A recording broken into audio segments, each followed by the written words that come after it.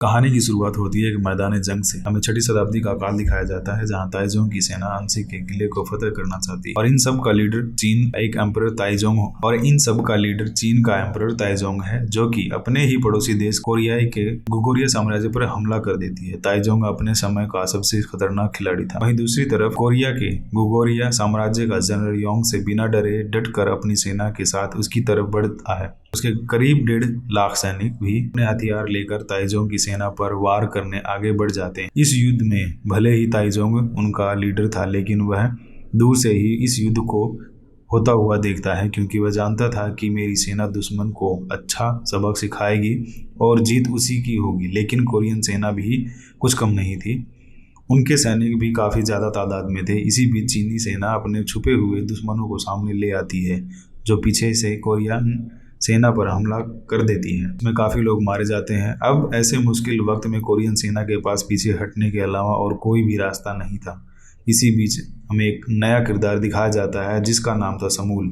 यह अपने भाई की मौत से बहुत ज़्यादा दुखी था और वह अपने भाई को कंधों पर डालकर यहाँ से चला जाता है। और फिर कहानी घूमती है ताइजोंग पर, जो कि अपने साथियों के साथ अगले प्लान के बारे में डिस्कस कर रहा होता है। और इसी दौरान उसके कुछ सिपाही एक कोरियाई लड़की को उसके सामने लेकर आते हैं, जिसको इन्होंने बंदी बनाया था। यह लड़की दोस्तों भविष्य देख सकती थी। यह लड़की चीनी लोगों को गोगोरिया के प्राचीन धनुष को छूने से मना करती है, जो कि महान राजा चुंगोंग का था। और ताइजोंग फिर से अपने प्लान को लेकर बातें करना शुरू कर देता है। यह कहता है कि हमें गोगोरिया साम्राज्य को अपने कब्जे में करने से पहले हंसी के किलों को अपनाना होगा, क्योंकि यह किला गोगोरिया साम्राज्य का एक अहम हिस्सा था। और ताइजोंग यह बात अच्छे से जानता था कि गोगोरिया के जनरल और हंसी के किले के कमांडर के बीच रिश्ते कुछ अच्छे नहीं हैं। इसलिए वह सोचता है कि अंशी के किले को जीतना काफ़ी आसान होगा और फिर से जीतने के बाद वह आसानी से गोगोरिया और साम्राज्य तक पहुंच जाएगा। यह बात गोगोरिया के जनरल योंग को भी पता चल जाती है कि ताइजोंग का अगला निशाना हंसी का किला है, लेकिन वह इसकी मदद नहीं करता, बल्कि इसके लिए के कमांडर को करने का प्लान बनाता है और समूल को अपने पास बुलाकर कहता है कि तुम कमांडर यान को मारोगे। मैं जानता हूं कि तुम बहुत वफादार हो और बहुत बहादुर भी हो। और फिर इसे तलवार देता है। यह सुनकर समूल भी वादा करता है कि मैं आपका यह काम जरूर करूंगा। अगले दिन समूल अपने साथियों के साथ रास्ते में दिखाई जाता है, जहां कुछ गाड़ियां गड्ढे में फंसी हुई थी, जिन्हें निकालने में समूल लोगों की मदद करता है और हंसी के बारे में पूछता है। इस पर एक आदमी कहता है कि मैं कमांडर यांग हूँ। यांग का साथी कहता है कि मैंने सुना है कि ताइजोंग ने अपने खुद जासूस भेजे हैं जो हम लोगों की भाषा बोल सकते हैं। यह सुनकर समूल के सिपाही अपनी अपनी तलवार निकाल लेते हैं, लेकिन वह मारे जाते हैं। समूल को यह लोग अपने साथ बंदी बनाकर ले जाते हैं। योंग समूल से कहता है कि योंग के आदमी मुझे गद्दार मानते हैं, तो मेरे ही सर आ गए। इस पर समूल कहता है कि दुश्मन मेरे पीछे पड़े हैं, मैं इसे चाहूं या ना चाहूं, लेकिन हंसी मेरा घर है। इतने में ही एक आदमी आता है और समूल को बताता है कि तुम उस कबीले के आखिरी सदस्य बचे हो। जब समूल अकेला होता है, वह अपनी तलवार निकाल कर देखने लगता है, जिससे उसे योंग को मारना था। योंग का पीछा करते हुए समूल छुपकर उसे घर में देखता है कि योंग गरीब से घर में एक न्यू बोर्न बेबी को गोद में लेकर उसका नाम रख रहा था। इस पर यह औरत भी उसको शुक्रिया बोलती है। यह सब देखकर समूल को एहसास होता है कि योंग अपने लोगों को काफ़ी ध्यान रखता है और लोग भी उसे खूब प्यार करते हैं। अगले दिन योंग को कुछ लोगों के साथ मिलकर रस्सी खींचते हुए दिखाया जाता है। तभी कुछ देर में सायरन बजने लगता है और जब यह सब लोग वहां जाकर देखते हैं तो वहां कुछ सोल्जर होते हैं, जो कि उनकी फिराक में यहाँ आए थे ताकि अपने मकसद में कामयाब हो सकें। यह देखकर योंग कहता है कि जरूर ताइजोंग भी हमारे आसपास ही होगा और जल्द ही हमारे किले पर हमला होने वाला है। इसलिए योंग सबको जंग की तैयारी करने के लिए कहता है। युद्ध में उतरने से पहले योंग समूल के हाथ में अपनी कतार देता है और कहता है कि तुम मेरी बियर्ड काट दो।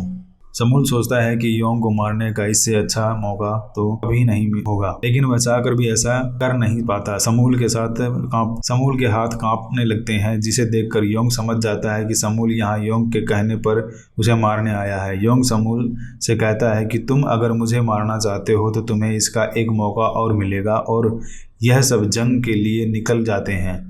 सामने से ताइजोंग की सेना भी इनका मुकाबला करने के लिए आ जाती है। इनकी तादाद दोस्तों बहुत ज्यादा थी। यह जानकर योंग अपने साथियों की हिम्मत को बढ़ाते हुए कहता है कि तुम लोग अगर किले को बचाना चाहते हो तो तुम्हें इस जंग को जीतना ही होगा। और फिर शुरू होता है दोस्तों युद्ध। यह चीनी सिपाही किले की दीवार तोड़ने के लिए बड़े बड़े पत्थर फेंकना शुरू कर देते हैं, और क्योंकि किले की दीवार काफी मजबूत से बनी हुई थी इसलिए यह कड़ी मेहनत के बाद भी इसे तोड़ नहीं पाते। इसलिए यह लोग इस पर हमला करते हुए किले की तरफ आगे बढ़ जाते हैं। इन चीनी सिपाहियों को रोकने के लिए अंशी के सिपाही तीरंदाजी करना शुरू कर देते हैं। इसमें काफी सिपाही मारे जाते हैं। देखकर चीनी की सेना बड़ी सी लकड़ी की मदद से किले का लकड़ी का बना बड़ा दरवाजा तोड़ देती है और अंदर घुस जाती है। लेकिन अंदर पहुंचते ही यह चीनी सेना हंसी के सिपाहियों की बिछाए हुए जाल में फंस जाती है। हंसी के लोग पहले से इन्हें फंसाने का जाल बिछा चुके थे। इसमें फंसकर ताइजोंग के बहुत सारे सिपाही अपनी अपनी जान गंवा देते हैं। ये ताइजोंग को इस बात का पता चलता है तो अपने बचे हुए सिपाहियों को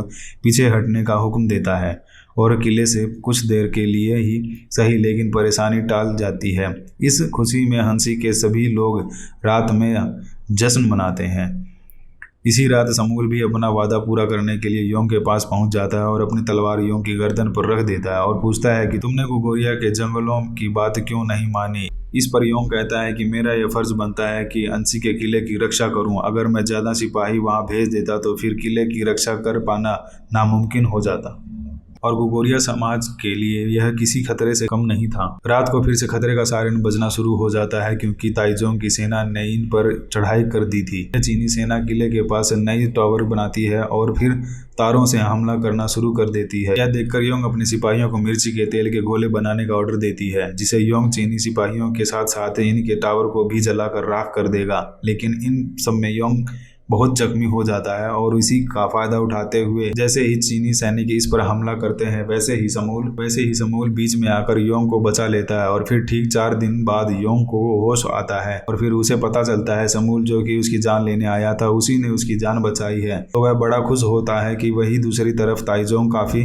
गुस्से में था क्योंकि उसने बहुत सी जंग जीती तो थी लेकिन इस किले पर अपना कब्जा जमाना बहुत मुश्किल हो रहा था। इसलिए ताइजोंग उस कोरियन भविष्य बताने वाली लड़की को अपने पास बुलाता है और उसके जरिए योंग के पास एक मैसेज भेजता है कि वह आखिरी हमला करने से पहले चाहता है कि तुम सरेंडर कर दो। साथ ही हमें यह भी पता चलता है कि ताइजोंग हंसी के किले के पास में ही एक मिट्टी का किला बना रहा था ताकि वह बराबरी से हंसी के किले पर हमला कर सके और यह काम जल्द ही शुरू भी हो जाता है। यहाँ एंट्री होती है अलसी के सेनापति की जिसका नाम पासो था। यह कहता है कि मैं इस किले को बनने से पहले ही ताइजोंग को मार दूंगा और परमिशन लेकर रात में ही अपने सैनिकों के साथ ताइजोंग की तरफ रवाना हो जाता है। लेकिन जब वह लोग यहाँ पहुँचते हैं तो उन्हें पता चलता है कि किसी ने उनके हमले करने की खबर ताइजोंग को पहले ही दे दी है, इसलिए यह सब मारे जाते हैं। लेकिन दोस्तों पासो मरने से पहले कमांडर योंग के पास चला जाता है और यहाँ पर हमें पता चलता है कि यह काम चीनी लड़की का किया हुआ था जिसे पासो के आने की खबर ताइजोंग को दे दी थी। ये लड़की कहती है कि हंसी के पास खुद को ताइजोंग के हवाले करने के अलावा कोई और रास्ता नहीं है। तुम्हारा भविष्य देखकर बता सकती हूँ कि बुरा वक्त आने वाला है। यह सुनकर समूल उसका गला काटकर उसे मार डालता है। पासो की महबूबा और योंग की बहन पासो की मौत का बदला लेने के लिए खुद ताइजोंग को मारने के लिए चल देती हैं। बहादुरी से लड़ने के बाद आखिरकार इसको भी चीनी सेना मार देती है। इसके शरीर को किले में लाकर पासो के साथ ही दफना दिया जाता है। यह सब देखकर समूल योंग से मदद मांगने के लिए खुद को गुगोरिया के पास जाने के लिए कहता है और योंग की इजाज़त से गुगोरिया साम्राज्य में जाकर उसे कहता है कि योंग गद्दार नहीं है बल्कि वह तो आज भी हंसी के किले की सुरक्षा के लिए बहादुरी से लड़ता है। इधर योंग बाहर बच्चों को मिट्टी से खेलता हुआ देखता है तो प्लान बनाता है कि वह बनने की वाली मिट्टी के किले को गिरा देगा और इस बात को सभी लोकल लोगों के साथ शेयर भी करता है, जिस पर वह लोग कहते हैं कि इसके लिए हम किले के नीचे गुफा खोदेंगे ताकि किले को आसानी से गिराया जा सके। या समूल योंग से कहता है कि जब तक हम गुफा का काम पूरा ना कर लें तब तक आप भी इन्हें किले बनाने दीजिए। और कुछ दिन बाद गुफा का काम शुरू हो जाता है और अब यह लोग प्लान बनाते हैं कि जब चीनी सिपाही किले में होंगे तब वह लोग गुफा में मौजूद खड्डों में आग लगाकर उसे गिरा देंगे, लेकिन बदकिस्मती से बारिश हो जाती है और गुफा में पानी भर जाता है। इसलिए यह लकड़ी के खंभे गीले होने की वजह से जल नहीं पाते। ये देखकर लोग फैसला करते हैं कि वह इन खंभों को कुल्हाड़ी से काटेंगे और अपने जीवन को अंशी के नाम पर खत्म कर देंगे। और यह लोग खंभों को काट देते हैं और खुद मिट्टी मलबे के नीचे दबकर मर जाते हैं। वहीं किले में चीनी सैनिक भी मारे जाते हैं और किला मिट्टी में मिल जाता है। यह मौका देखते ही योंग और उसके सैनिक चीनी सेना पर हमला बोल देते हैं। योंग कहता है कि जब तक हम मर नहीं जाते तब तक हम यह लड़ाई लड़ेंगे, और दिन रात यह लड़ाई चलती रहती है। और इस बीच योंग अपने एक आदमी से कहता है कि जा मेरे लिए झूमों का प्राचीन धनुष लेकर आओ, और फिर प्रार्थना करते हुए धनुष से ताइजोंग उनकी तरफ निशाना लगाता है और निशाना लगाते ही ताइजोंग की आंख में, जिसे ताइजोंग पूरी तरह से जख्मी हो जाता है। लेकिन ताइजोंग की सेना लगातार आगे बढ़ती रहती है। इधर अब समूल भी गोगोरिया साम्राज्य के साथ यहाँ योंग की मदद के लिए आ जाता है और यह सब मिलकर चीनी सेना को वो घेर लेते हैं। यह सब देखकर ताइजोंग के सिपाही मारे जाते हैं और आखिर में ताइजोंग के सिपाही हार मान लेते हैं। हंसी के लोग जश्न मनाते हैं। इसी बीच समूल और योंग भी एक दूसरे के गले लग जाते हैं और थोड़े समय बाद ताइजोंग सही हो जाता है, लेकिन फिर उसकी मौत हो जाती है और हंसी के किला और यहाँ के लोग आज़ादी से रहते हैं। और यहाँ पर दोस्तों कहानी खत्म हो जाती है। फ्रेंड्स, आपको यह मूवी कैसी लगी? क्या आप जानते हैं कि ताइजोंग किसका नाम है? कमेंट सेक्शन में जरूर बताइएगा। वीडियो अच्छी लगी हो तो वीडियो को लाइक करें, शेयर जरूर करें। चैनल पर नए हैं तो प्लीज सब्सक्राइब करें, बेल आइकन प्रेस करके, जिससे आने वाली वीडियो आपसे मिस ना हो। मिलते हैं अगली वीडियो में। Till then bye bye, take care.